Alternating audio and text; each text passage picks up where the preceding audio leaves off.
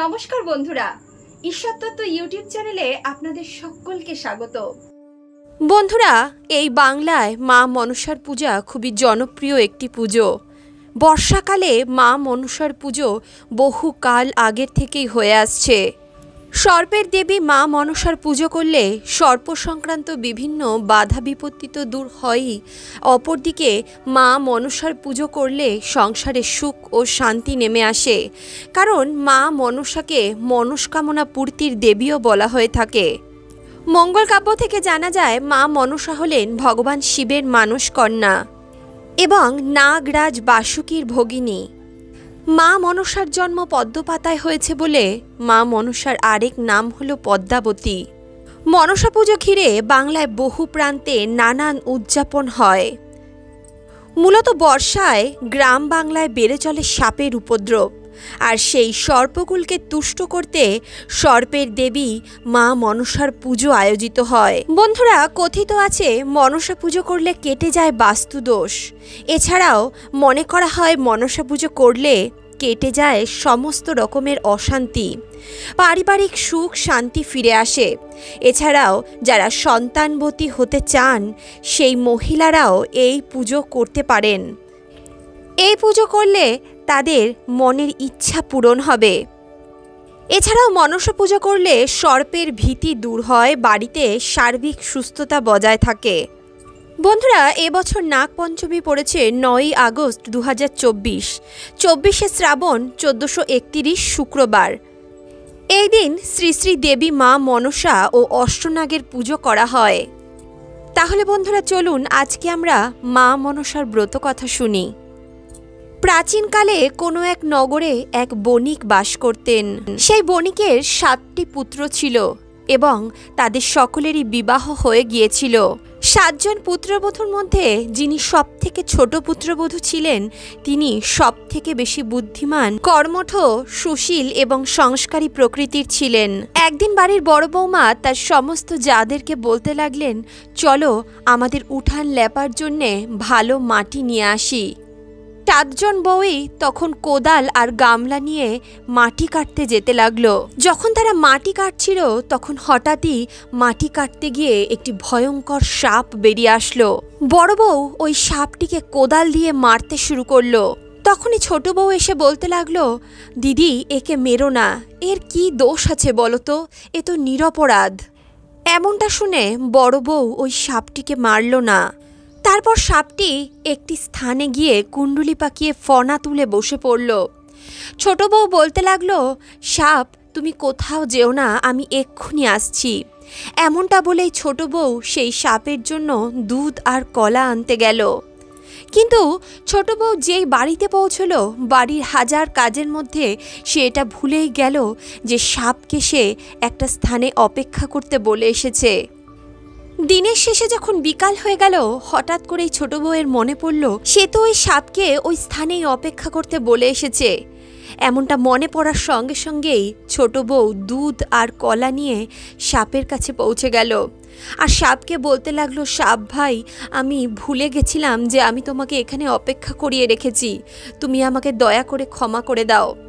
সাপটি তখন ফনা তুলে বলতে লাগলো, আমি তো তোকে এক্ষুনি মেরে ফেলতাম, কিন্তু তুই আমাকে ভাই বলে সম্বোধন করেছিস, তাই আজ থেকে তুই আমার বোন হলি। তোর যখন যা প্রয়োজন তুই একবার আমার কথা মনে করবি, আমি সঙ্গে সঙ্গে তোর কাছে উপস্থিত হয়ে যাব।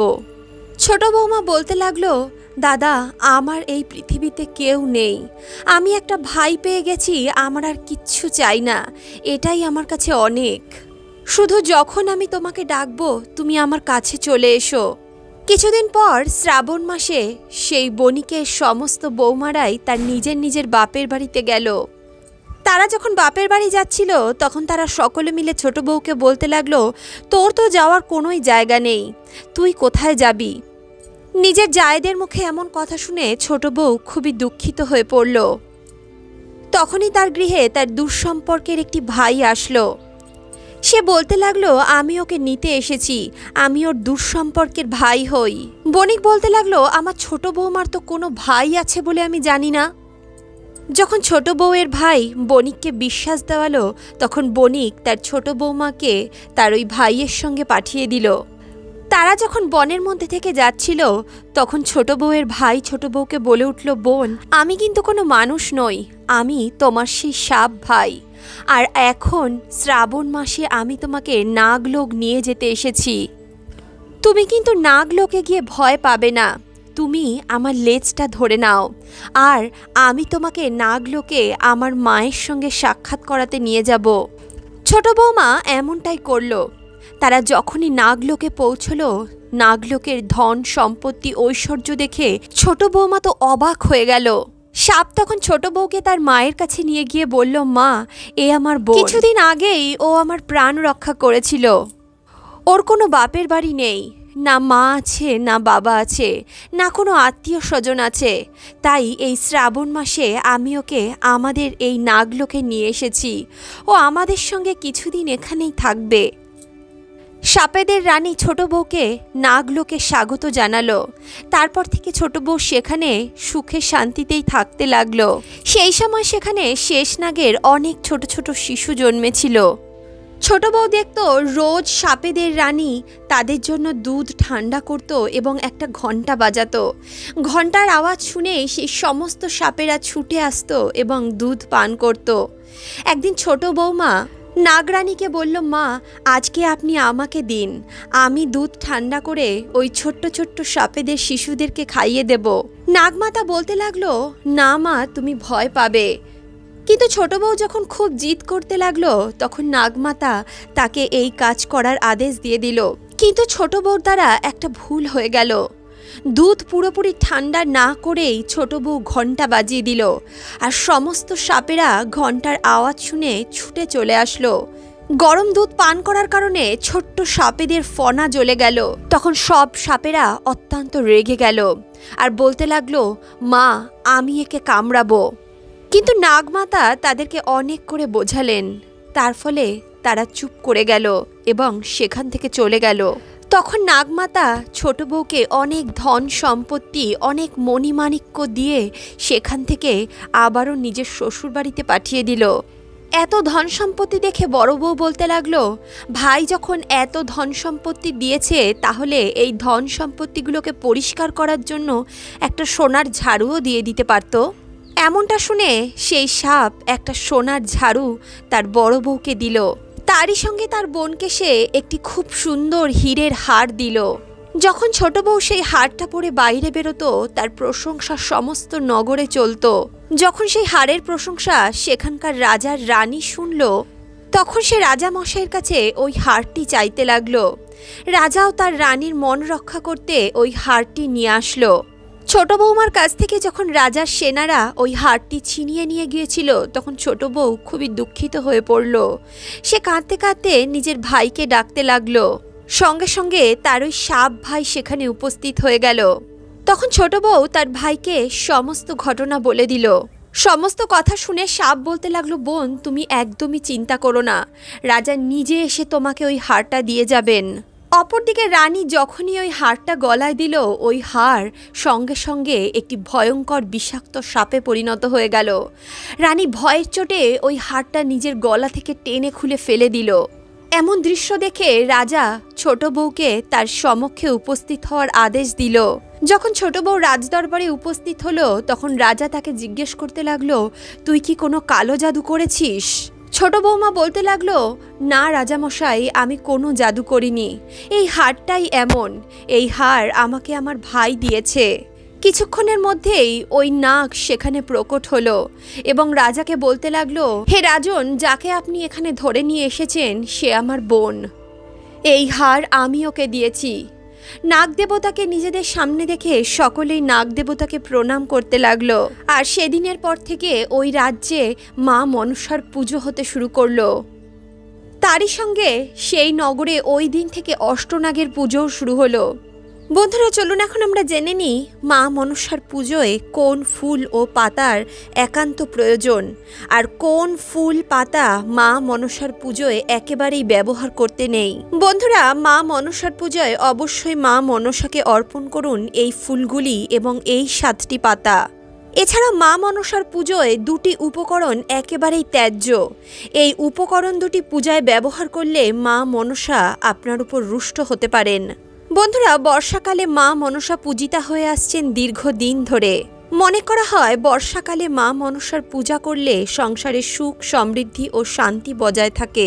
ভক্তদের বিশ্বাস, সাপ সহ বিভিন্ন রকমের বিষাক্ত পোকামাকড়ের দংশন থেকে মা মনসা আমাদের রক্ষা করেন। বন্ধুরা, মনসা দেবীকে কখনোই মূর্তিতে পুজো করা হয় না, তবে গ্রামাঞ্চলে কিছু কিছু জায়গায় মা মনসার মূর্তি বানিয়েও পুজো করা হয়, এমনটা দেখা গেছে। তবে বাড়িতে সাধারণত মনসা পুজো হয় মনসা গাছ, ঝাঁপি অথবা অষ্টনাগের পটচিত্র অথবা অষ্টনাগের মূর্তির উপর। পুজোর অন্যতম উপকরণ হলো দুধ আর কলা। এছাড়া মা মনসাকে অবশ্যই নিবেদন করতে হয় পায়েস অথবা ক্ষীর। মনসা পূজায় অনেকেই অন্ন ভোগ দিয়ে থাকেন। বন্ধুরা, মা মনসার অত্যন্ত প্রিয় ফুলগুলি হলো রক্তজবা, লাল শালুক ফুল এবং পদ্ম ফুল। মনসা দেবীর পুজোয় এই 3টি ফুল অবশ্যই মা মনসাকে অর্পণ করতেই হবে। এই 3টি ফুল ছাড়া মা মনসার পুজো একেবারেই অসম্পূর্ণ থেকে যায়। মনসা দেবীর প্রিয় 7টি পাতার মধ্যে প্রথম হলো পান পাতা, দ্বিতীয় হলো তুলসী পাতা, তৃতীয় হলো দূর্বা ঘাস, চতুর্থ হলো আম পাতা, পঞ্চম হলো বেল পাতা, ষষ্ঠ হলো কচু পাতা এবং সপ্তম হলো কলা পাতা। মা মনসার এই 7টি পাতা অত্যন্ত প্রিয়। মা মনসার নৈবেদ্য সর্বদা কলা পাতা অথবা কচু পাতাতে সাজানো উচিত। এতে মা মনসা খুবই প্রসন্ন হন। এই 7টি পাতা মা মনসার পুজোয় অবশ্যই লাগবে। তবে ভুলেও মা মনসাকে এই 2টি জিনিস অর্পণ করবেন না। প্রথম জিনিসটি হলো সাদা অথবা হলুদ ফুল। মা মনসাকে সাদা অথবা হলুদ ফুল নিবেদন করা একেবারেই শুভ ফলদায়ক নয়। দ্বিতীয় জিনিসটি যেটা মা মনসার পুজোয় কখনোই ব্যবহার করবেন না তা হলো ধূপ এবং ধুনো। ধূপ ধুনো কখনোই মা মনসার পুজোয় ব্যবহার করা হয় না। মা মনসা ধূপ ধুনোর গন্ধ সহ্য করতে পারেন না। পুজোর শেষে মা মনসার কাছে অবশ্যই পুজোয় হওয়া ভুল ত্রুটির জন্য ক্ষমা প্রার্থনা করবেন আর বলবেন, হে মা মনসা, যেমন কৃপা ওই বণিকের ছোট বউয়ের উপর করেছিলে ঠিক তেমনই কৃপা আমাদের সকলের উপরই করো। তাহলে বন্ধুরা, আজকের এই কাহিনী, আজকের এই প্রসঙ্গ আপনাদের কেমন লাগলো কমেন্ট বক্সে অবশ্যই লিখে জানাবেন। ভিডিওটি ভালো লাগলে অবশ্যই ভিডিওটিতে একটি লাইক করুন, বন্ধু বান্ধব আত্মীয় পরিজনের সঙ্গে ভিডিওটি শেয়ার করুন আর অন্তর্মন থেকে বলুন রাধে রাধে।